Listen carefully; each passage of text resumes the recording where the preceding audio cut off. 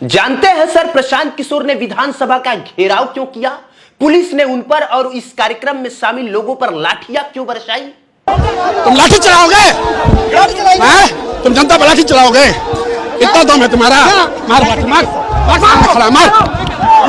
Sir. सबसे पहले तो ये मैं आपको बता दूं कि प्रशांत किशोर, मनीष कश्यप या इस कार्यक्रम में शामिल लोग कोई विधानसभा में बम फोड़ने नहीं जा रहे थे, ना ही सड़कों पर उपद्रव कर रहे थे, ना ही जबरदस्ती दुकानें बंद करवा रहे थे और ना ही बिहार बंदी का ऐलान कर रहे थे, बल्कि इनकी सिर्फ 3 मांगे थी जिसको लेके ये सड़क पर उतरे थे। बिहार विधानसभा घेराव का प्लान बनाया था ताकि गूंगी बहरी हो चुकी सरकार तक हमारी बातें पहुंच सके। प्रशांत किशोर की पहली मांग यह थी कि 2023 में जब जातीय जनगणना हुई थी तब तकरीब 94 लाख गरीब परिवारों को चिन्हित किया गया था और उस समय सरकार के द्वारा कहा गया था कि इन 94 लाख गरीब परिवारों को आर्थिक सहयोग के लिए, उनका बिजनेस व्यापार में बढ़ावा देने के लिए 2 लाख रुपया सहयोग किया जाएगा।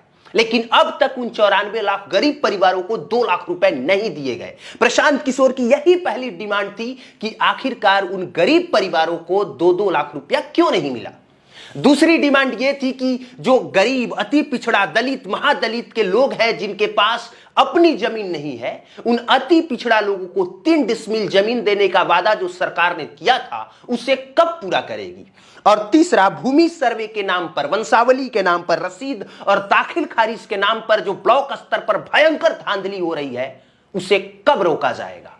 और इन्हीं 3 मांगों को लेकर प्रशांत किशोर अपने कार्यकर्ताओं के साथ जमीन पर उतरे थे, बिहार विधानसभा घेराव का योजना बनाया था। लेकिन सत्ता में बैठी सरकार इन बातों को सुनने के बजाय इसे दबाने में भरोसा करती है। इसीलिए प्रशांत किशोर जैसे ही अपने लोगों के साथ, हजारों समर्थकों के साथ सड़क पर उतरे, वैसे ही पुलिस ने बल प्रयोग कर इसे रोकने की पूरी कोशिश की। इसके लिए कहीं लाठीचार्ज किया, कहीं जोर जबरदस्ती किया और कहीं पत्रकारों का कैमरा ही बंद कराने की कोशिश की। जैसे कि एक वीडियो वायरल है जिसमें श्रीकांत प्रत्यूष एक वरिष्ठ पत्रकार है जिनके हाथ में माइक है, इसके बावजूद उनके साथ जोर जबरदस्ती किया गया। लाठी मारो ये बात भी सुनी जा सकती है और ये वीडियो भी वायरल है।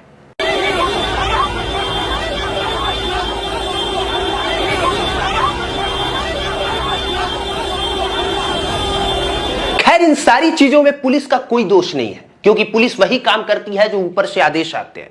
फिर भी यह सोचने वाली बात है कि जब कोई अलग पार्टी जबरदस्ती बिहार बंद कराए और जनता उसमें साथ ना दे, जबरदस्ती दुकानें बंद कराई जाती है, जबरदस्ती रोड ब्लॉक किया जाता है, तब सरकार उसे रोकने का प्रयास नहीं करती। जब कोई कहता है कि हम दोबारा से जंगल राज ला देंगे, जब एम्बुलेंस रोका जाता है, तब सरकार या पुलिस उसे हटाने की कोशिश नहीं करती है।